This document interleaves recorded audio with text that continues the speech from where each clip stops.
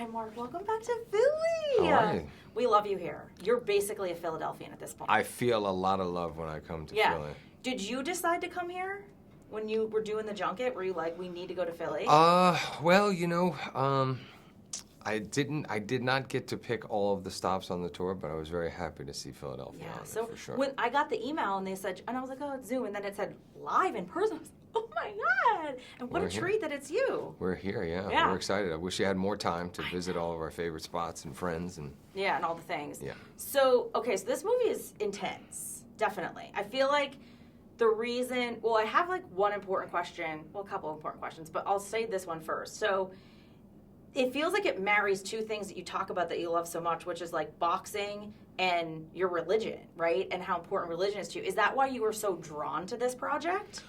Well, I'd already gotten the boxer role out of my system with the fighter, but yes, I mean everything about this story really appealed to me. Yeah. Stu is such a colorful character, and the journey in which he goes on to find his purpose. Yeah. And his true calling. It's true, almost too good to be true. Yeah. And even after seeing the movie, making the movie, I'm still enjoy that people could not predict where it's going if they don't know the story. It's just an absolute surprise. Because I feel when I read it, I was like, whoa, is this real? And then you watch it, and then you fall down the rabbit hole after the fact. Did you mean to release it during Easter?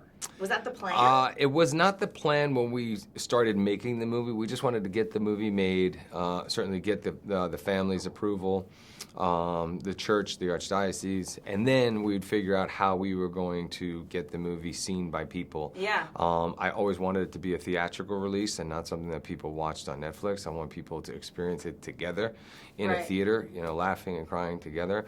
And so, the powers that be are at work, obviously, and how this whole project came together from getting the script that we wanted to getting the movie on the screen to getting Sony to release it to now when it's coming out in Easter, obviously during the pandemic when people have been really struggling. So this is going to be a nice reminder for people to have hope and faith and be optimistic about the future. Yeah, talk about like freaky that it just like worked out with the timing, right? My dad has Parkinson's, so obviously it's a neurological disorder, which I don't want to give too much away. So it would definitely hit home for me. Mm-hmm. What was that research like for you? Well, when we mentioned that we were doing the film, somebody who was one of the leading researchers in that field, he reached out to us. He also suffers from IBM as well. Wow. So he was able to share some very, very valuable information with us, with myself and with Rosalind, the writer. Yeah. But yeah, I had seen my dad lose his mobility, and that was a very difficult thing to watch, but I kind of experienced it firsthand. Yeah, I get it, with him. So, if we're lucky enough to get old in this life, these are things that we will face, and to see how Stu handled them, it's pretty remarkable. It is. It's absolutely amazing. They're yelling at me to wrap up, so more importantly, Sixers Celtics. Who's taking it? Oh, well, you know what? I obviously, Mike Rubin is a friend. I love Joel Embiid, James Harden, the whole team, Doc Rivers. But you know what? I mean, I got to go with the Celtics. I mean, we'll forgive you.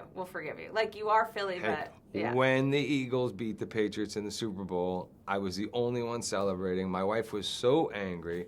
Actually, I'll share this quick story with you. Okay. Brandon Graham was at my house, and he had just been celebrating, and he was kind of laying down. We were in the basement. We've been down there for a while. He was laying down. He was actually taking a nap, recovering from all of his celebrations. And my wife came down and was like, "Is that an eagle in my house? What is he doing here?" I said, "Yeah, he's my friend.